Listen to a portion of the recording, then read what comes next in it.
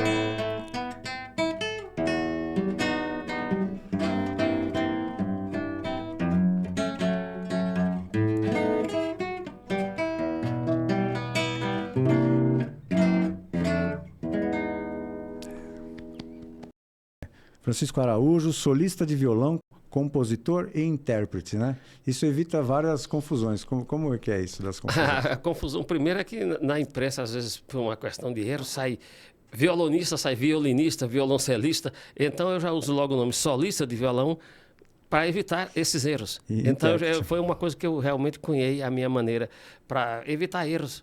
De digitação e erros assim de... E uma apresentação bem colocada. Né? E o nome violonista, Guilherme, é uma coisa assim que dá impressão de vendedor de violão. Porque só no Brasil é que esse nosso querido instrumento é conhecido como violão. No mundo inteiro é conhecido como guitarra e ele nasceu na Espanha. Então, para evitar esses entreveros, a gente já fala solista de violão para as pessoas irem se acostumando. Entenderem como é.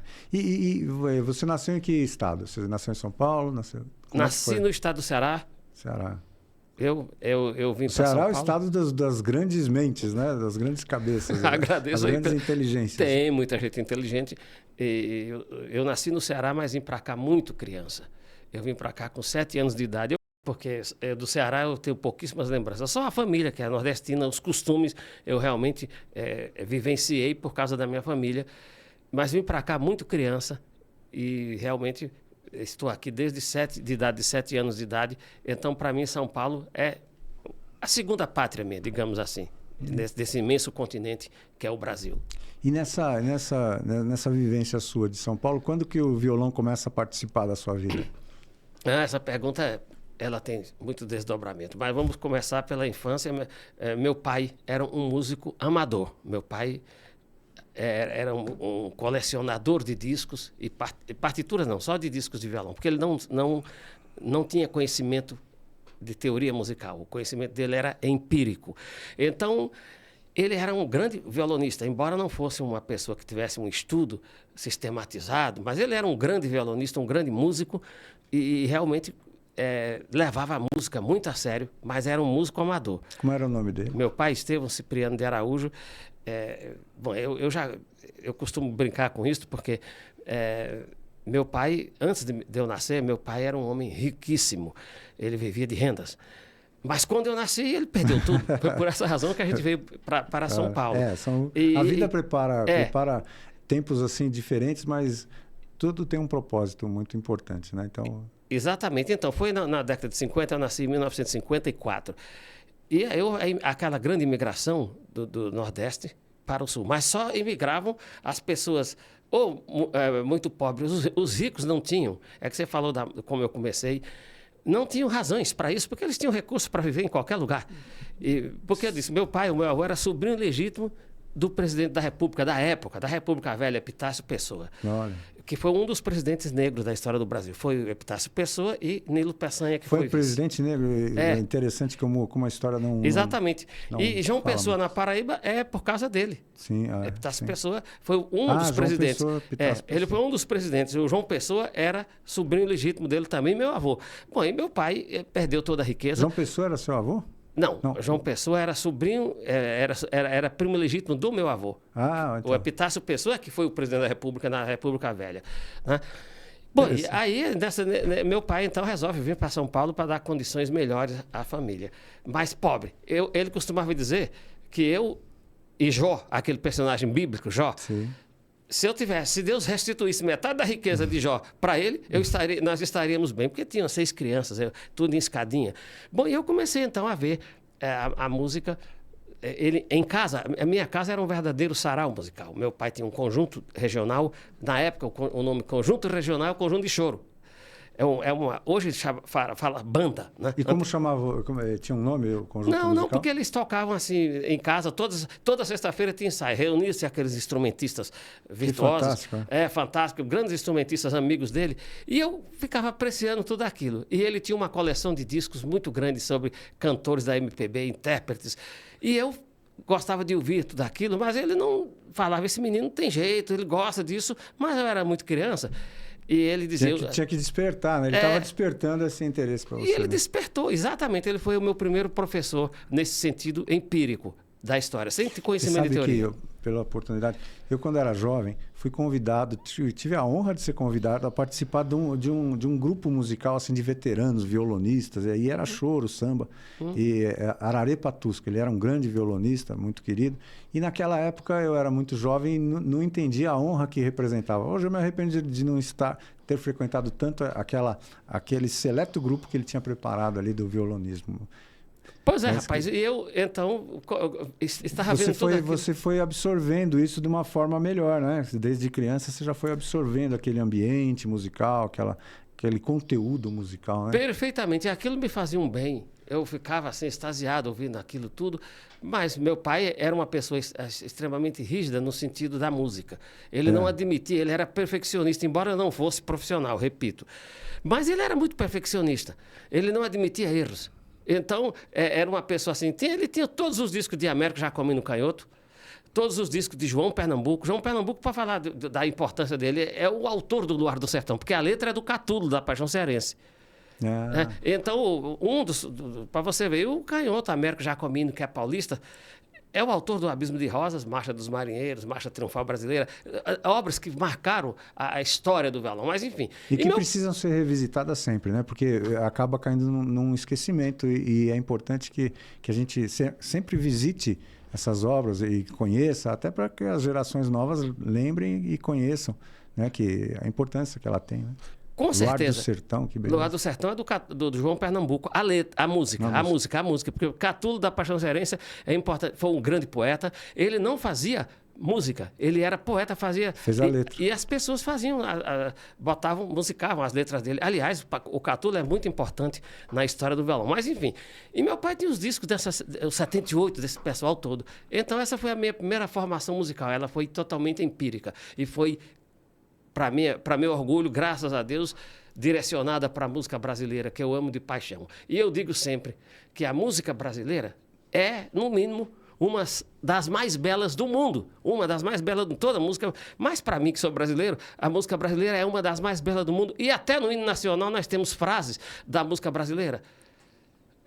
O país está eternamente deitado em berços esplêndidos ao som, ao mar e à luz de um céu profundo. Até no hino nacional o Brasil tem música. A música brasileira. Então, eu sempre fui um apaixonado pela música brasileira. E essa primeira formação da infância, essa formação empírica, esses discos que o meu pai tinha, essa coleção enorme de discos, aquilo para mim foi o paraíso musical da minha infância. E ainda existe essa coleção? Com o tempo vai se perdendo, né? Ela se perdeu por razões óbvias. Primeiro, porque eu não tinha assim, uma natureza para ser colecionador.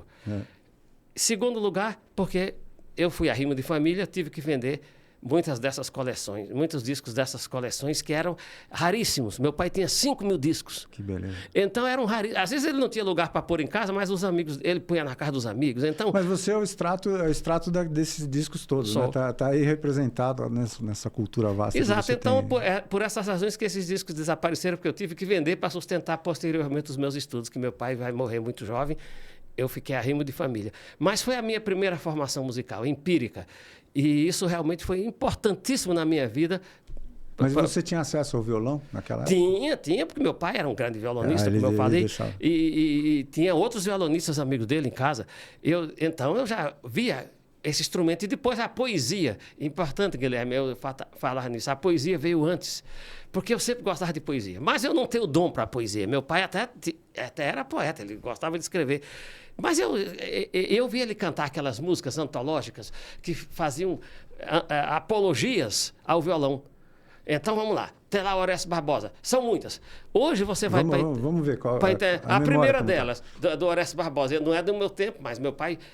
E tu pisavas nos astros distraídas sem saber que a aventura desta vida é a cabrocha, o luar e o violão. Vamos lá, ele cantava aquelas músicas dos cantores do tempo, Nelson Gonçalves. Músicas que falam do violão, que fazem apologia. E eu ficava ouvindo aquelas apologias poéticas, né, da MPB, sem saber o que era a palavra apologia. Hoje a gente sabe. Mas naquele tempo eu não sabia, era criança. E a outra... O Nelson Gonçalves, meu violão, meu amigo, nem ela nos separou. E hoje eu amargo contigo as saudades que ela deixou. E lá vem Chico Buarque de Holanda. Mas não tem nada, não? Tem o meu violão. E lá vem Noel Rosa do tempo, antes de eu nascer, do tempo do meu pai. Meu pai é de 1925, né? E Noel Rosa dizia, no último samba que ele fez, nosso amor que eu não esqueço e que teve seu começo numa festa de São João. Morre hoje sem foguete, sem retrato e sem bilhete, sem luar e sem violão. E eu disse, esse instrumento deve ser legal. Muito porque poderoso, né? A poesia toda falando dele. Aí vem Jorge Benjó, já no nosso tempo. Aí, em fevereiro tem carnaval, tem um Fusca e um violão. E aí vieram também, na minha infância, na minha adolescência, os festivais de música popular, de MPB, da TV Record. Em 66 eu tinha quantos anos? Eu sou de 12 anos de idade, mas os festivais de MPB. Aí era violão, sabe que nós tivemos aqui uma entrevista com o maestro Miguel Briamonte, e o pai dele era um dos jurados lá. Sim. Foi o maestro dos festivais. Foi os festivais José Briamonte exatamente. Era um dos maestros. Exatamente. Muito importante para a música, importantíssimo, né? Importantíssimo. Um momento em que o Brasil vivia tempos também difíceis, né? Dificílimos. Então o festival representava muito culturalmente. Sim, sem dúvida, representa. E representou demais e isso, a história é indelével. A história não vai apagar jamais. Os festivais tiveram uma importância muito grande também na minha vida.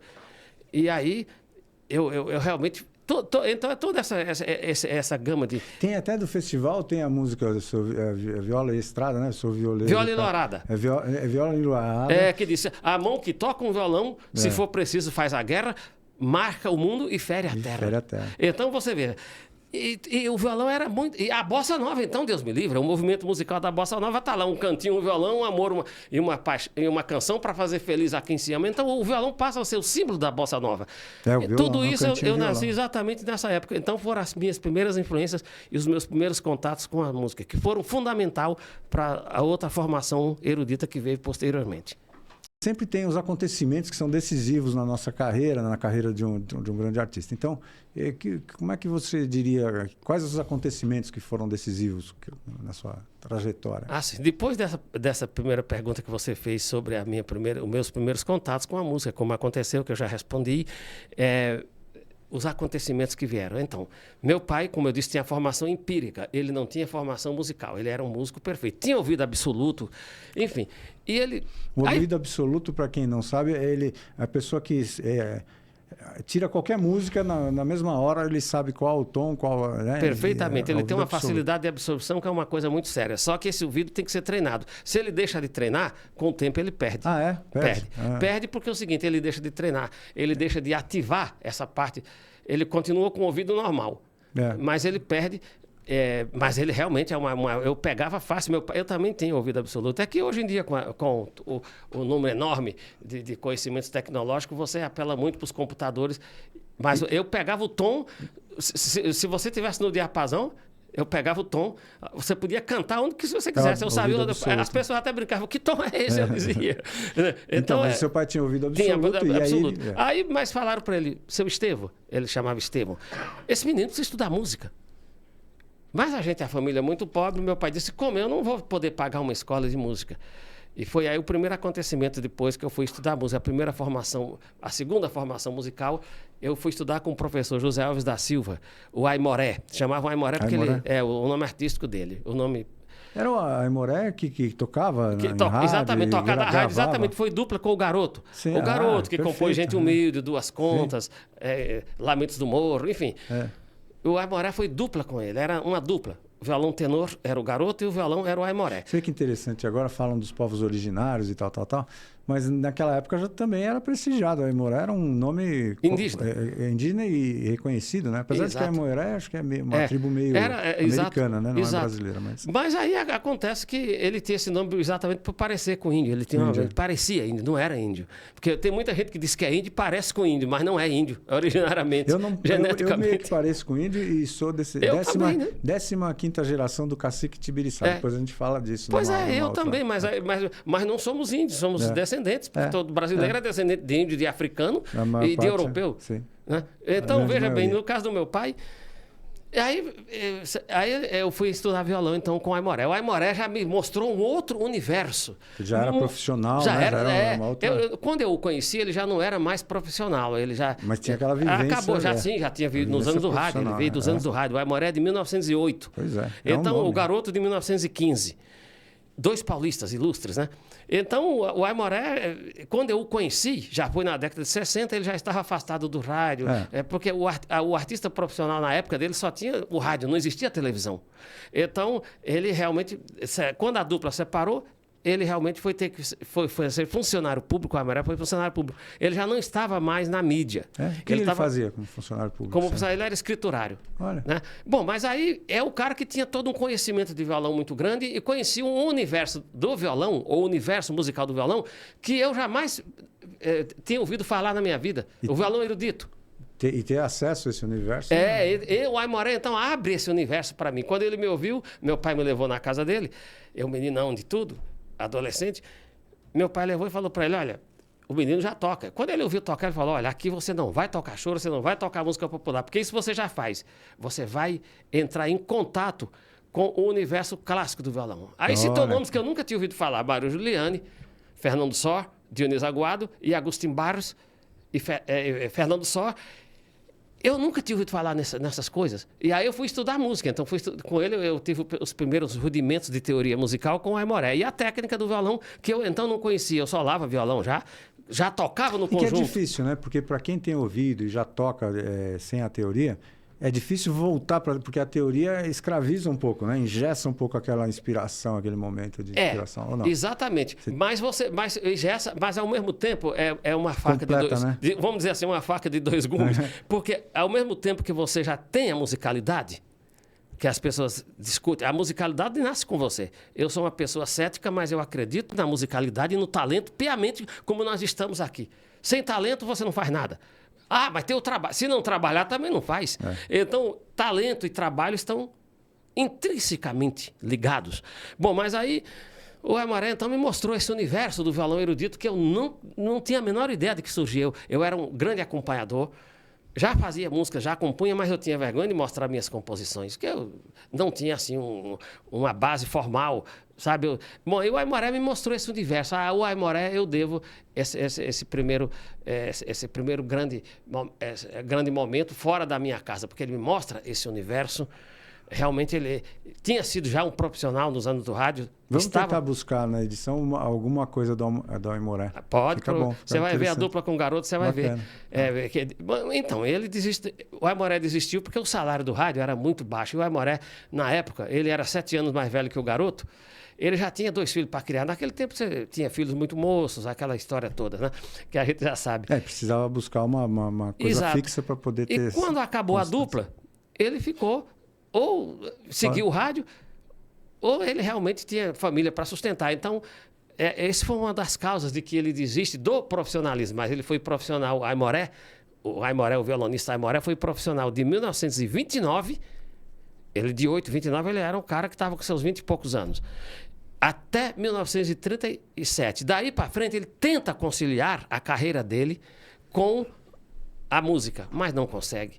Porque quando tem uma viagem para fazer, o chefe não vai dizer... Então, o músico tem que ser livre.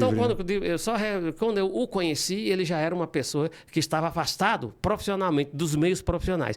Mas me mostrou esse universo, abriu um universo enorme na minha vida, mostrando o universo do violão erudito. Esse foi... Bom, e na infância, outros violonistas que foram importantes para mim. A infância e a adolescência, o Dilermando Reis. Dilermando Reis, quando eu ouvi aquele prefixo do Abismo de Rosa, eu até pensava que era dele. Meu pai dizia, vai ler um pouco. Não é dele, não. Ele imortalizou a interpretação porque ele é simplesmente um gênio. O Dilermando foi simplesmente um gênio. E nos anos do rádio. Mas vai sobreviver até a era da televisão. Só que ele não faz parte da era da televisão. Quando veio a televisão, o Dilermando já estava consolidado, consagrado como artista do rádio. E a televisão mostra uma coisa que o rádio não mostrava. É óbvio, a imagem.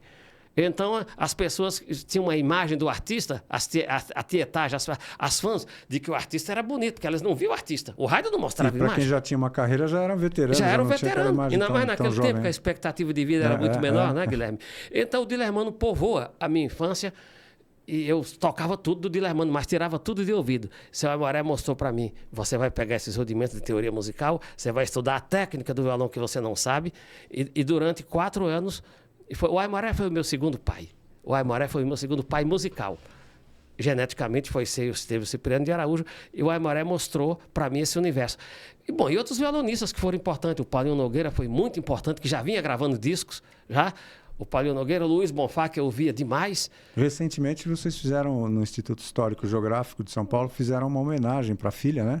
Exato. Do Paulinho Nogueira, que também é grande. Paulinho Nogueira já numa época mais recente, né? Um violonista mais recente. Paulinho fantástico. Nogueira é de 1920, o Aimoré é de 1908, e o Dilermando de 1916. Paulinho Nogueira é 1920? 29. Olha que beleza. E 29. você consegue, né, trazer até... Os sucessos veio na década de 70 com a Bossa Nova, que o Paulinho Nogueira é o grande gênio.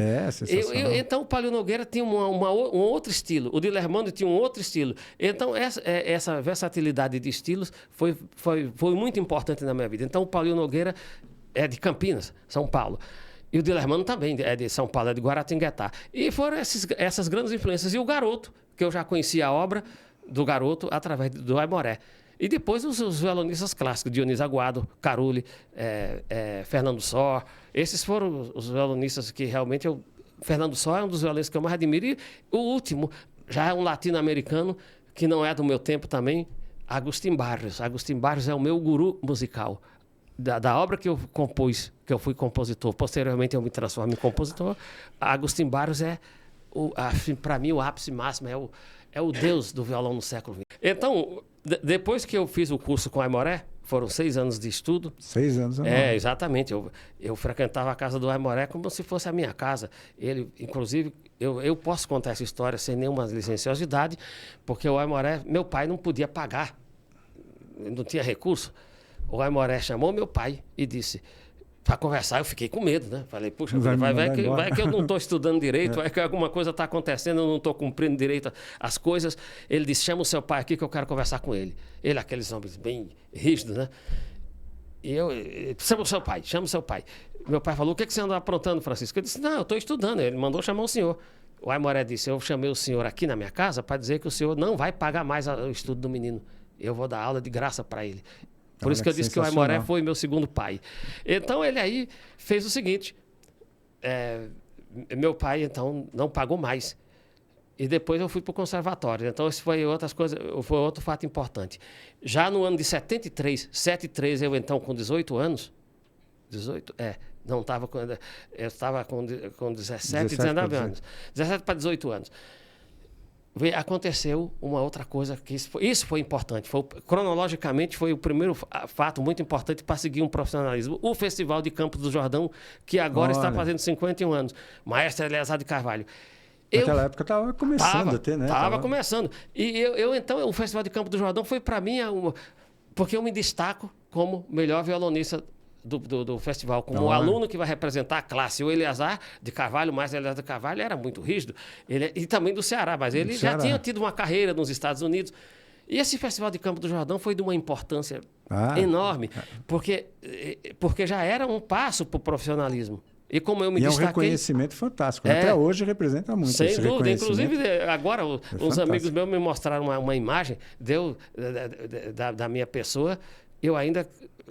praticamente saindo da adolescência no Festival de Campos do Jordão. Nos 50 puder, manda essas imagens. Tem na TV Cultura, tá na TV legal, Cultura. Legal. E me mostrou essas imagens todas. Então foi o primeiro grande acontecimento artístico do festival. Depois, cronologicamente, veio a Barca da Cultura, que foi um projeto do MEC, 74. Mas eu estou paralelamente estudando no conservatório.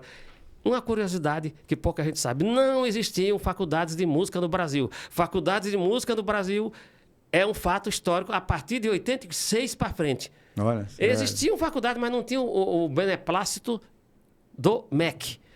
Então, os conservatórios não eram reconhecidas.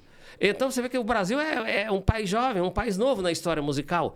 Então, veja bem, e em 74, esse projeto Barca da Cultura, que agora faz 50 anos...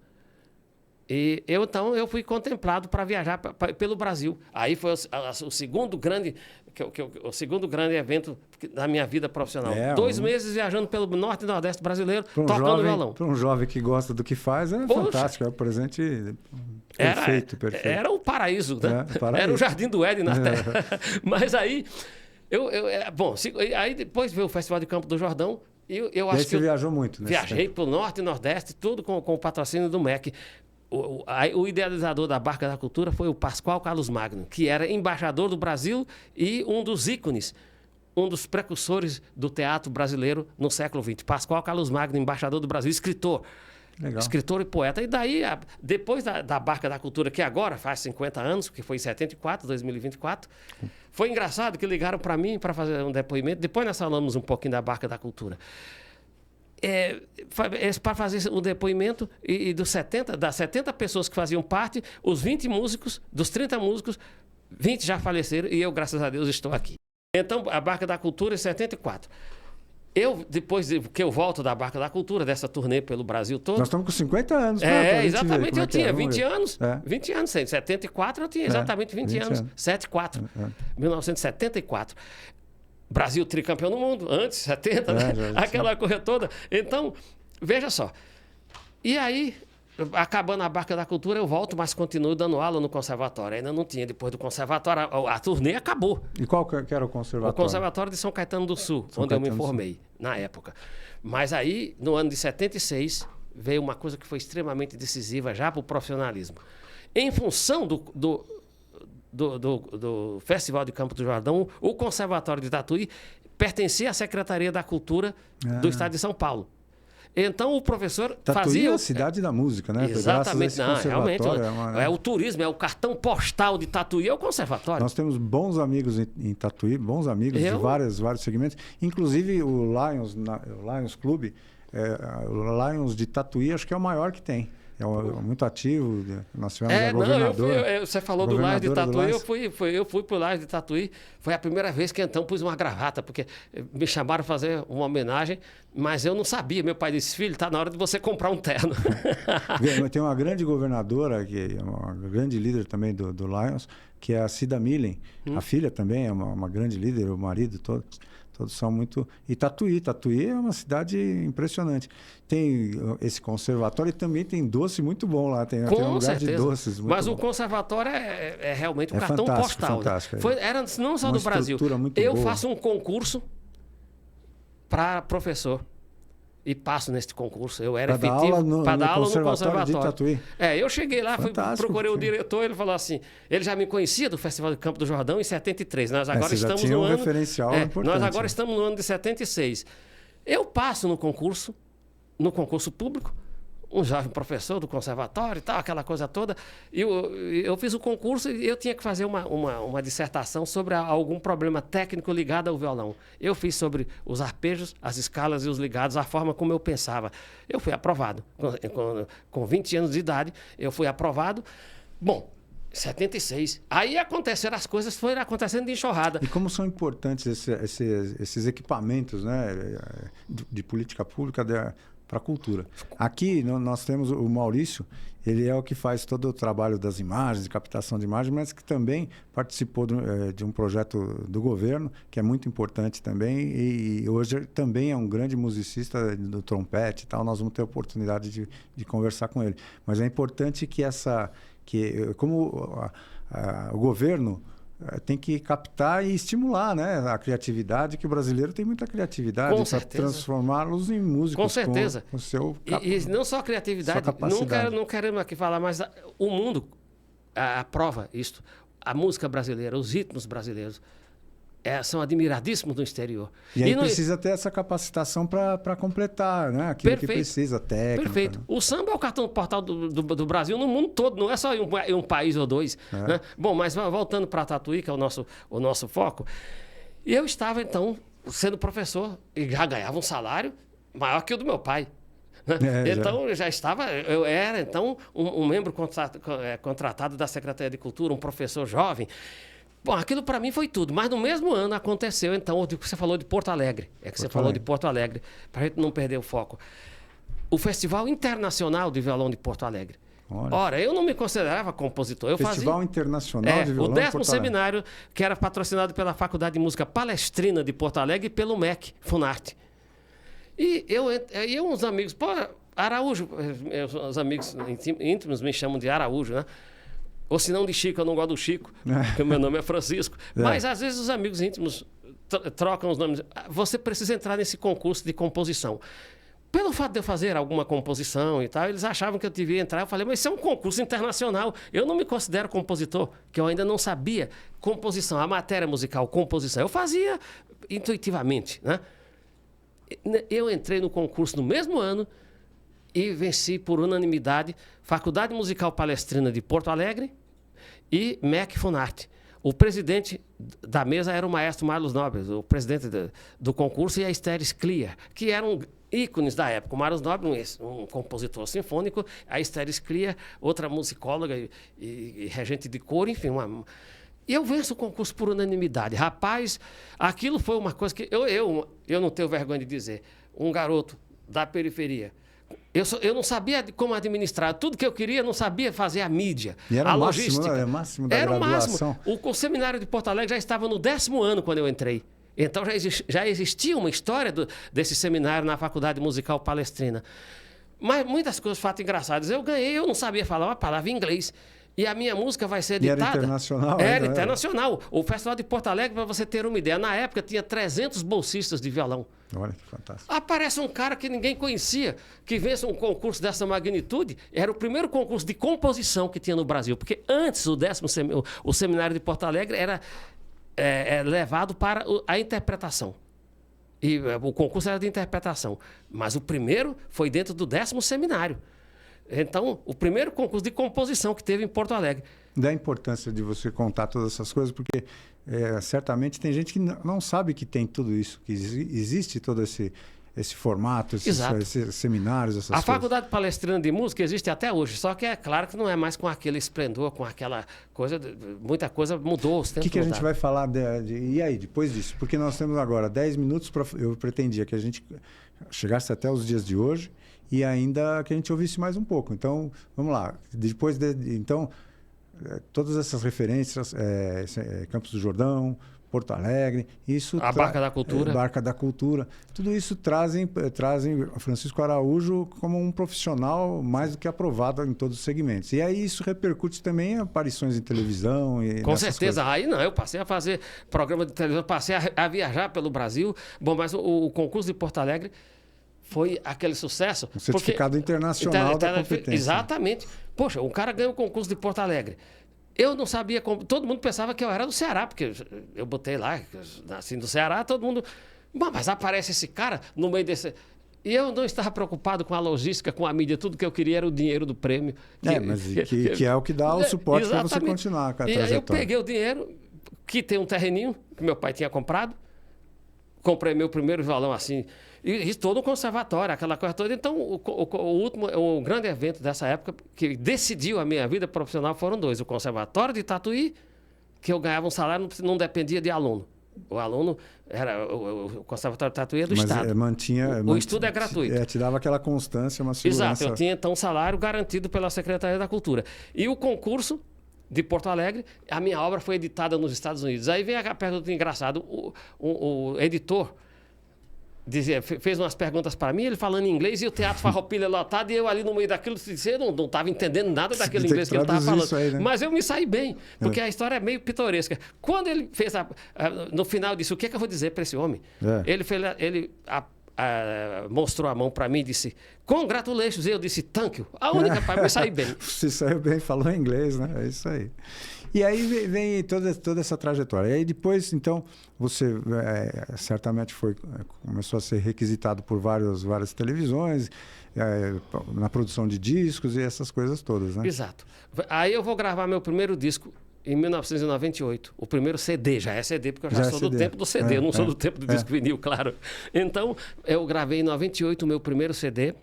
Realmente foi uma coisa fantástica, porque ele foi indicado para o Prêmio Sharp, só que eu não ganhei porque era instrumental e eu tinha que ter muitas indicações. Eu tinha lá umas 10 indicações, mas outras pessoas tinham 5 mil, 10 mil, porque tinham carreiras. E eu ainda não havia gravado, eu tinha gravado já discos assim, era o vinil, porque o vinil vai até 1997, o vinil domina o mercado, o LP, o famoso LP, né? Aqueles bolachões, né? Mas eu não gravei, eu gravei um disco só, com um trio que eu tinha, um conjunto instrumental, flauta, violão e cavaquinho, é o trio Brasília, que eu formei lá em Tatuí, esse trio. E, bom, e daí para frente, gravei meu primeiro CD em 98, o segundo CD em 2002, aí nós já estamos no século XXI. Gravei o segundo CD, gravei o terceiro e o quarto CD. Então, a minha discografia são 4 CDs, e os especiais de televisões, que são vários. Eu podia citar. Agora você está fazendo um resgate de tudo isso, né? Como é que é uma viagem para Indaiatuba? Como é que foi? Um resgate de algumas coisas? Não, Indaiatuba eu estou fazendo um trabalho com o Lúcio Santos, que é um grande violonista, e esse trabalho é um trabalho de revisão da minha obra, que são 600 obras para solo de violão, em 40 anos de trabalho. Pois é.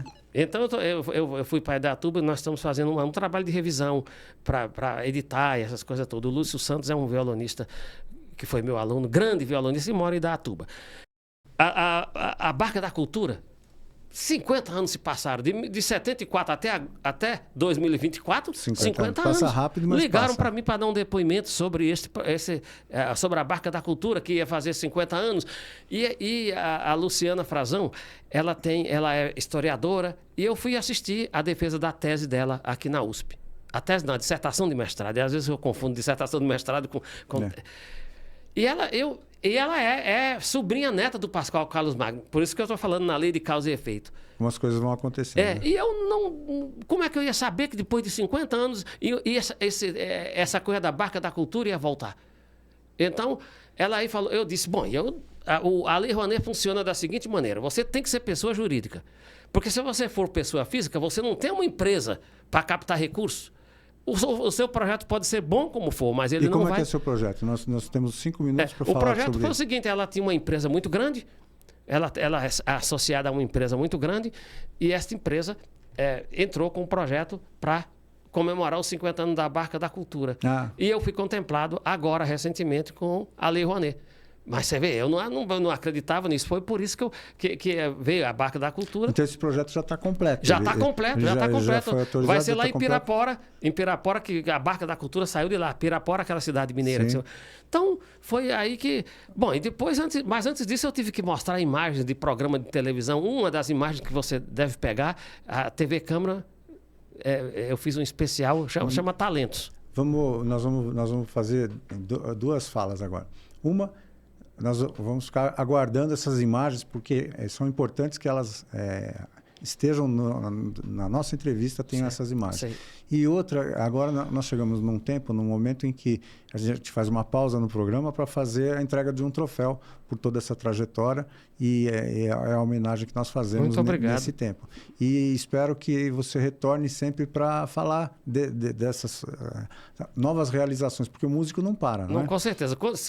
Eu já me ofereço aqui, diante da homenagem, da honra que me é conferida ao participar deste programa, se você depois quiser, for um objetivo seu, delimitado por você, dentro desse esquema que você está trabalhando, para a gente vir só para tocar. Sim, porque aí fica mais fácil. É convidado sempre, nossa. A hora que achar bom, aí fica mais fácil. A gente vai passando daqui no mesmo formato, a gente vai passando as datas, os horários, e quando você conseguir uma brecha na sua agenda, que eu sei que aí muito você concorrida, vai falar, você vem aqui Você vai falar do Francisco Araújo, compositor. Fantástico. Como foi essa transição, mas aí no outro programa, porque num programa só não vai dar. Aí você está falando da minha carreira. Fica um programa inicial para falar, né? E depois a gente...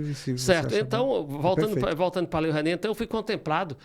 Foi uma coisa assim muito engraçada, que teve, eu não vou citar nomes, evidentemente, que o sujeito falou para mim, mas ele está velho para participar desse programa, só que agora eu falei para ele, eu virei jovem, e virei sexo, depois dos 60 anos, sexagenário. Agora eu virei jovem, porque eu ganhei o concurso que você não ganhou, mas não vou citar um jornalista aí. Mas, enfim...